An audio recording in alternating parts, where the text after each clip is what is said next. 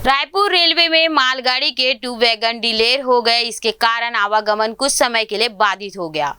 सबसे अच्छी बात यह रही कि इस घटना में किसी प्रकार की जनहानि नहीं हुई। बिलासपुर से रायपुर की तरफ आ रही तकनीकी अधिकारी और आरपीएफ की टीम मौके के लिए रवाना हुई।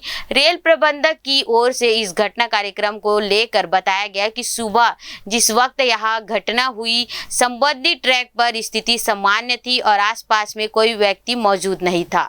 यात्री ट्रेनों को कंट्रोलिंग करते हुए निकालने की कार्रवाई की गई ताकि आवागमन पर किसी प्रकार के असर ना हो। ट्रैक पर उबड़-खाबड़ जैसी संरचना अथवा रखरखाव में कमी होने के कारण इस प्रकार की घटनाएं होती है। कई मौकों पर अराजक तत्वों के द्वारा भी ट्रैक पत्थरों पर लकड़ी रखाव, तेज रफ्तार से आने वाले गाड़ियों के अवरोध संपर्क में आने से बेपटरी हो जाती। कई बार इस तरह की घटनाओं का खुलासा हुआ है, पर इस पर रेलवे प्रशासन की ओर से कड़ी कार्रवाई की जा रही है।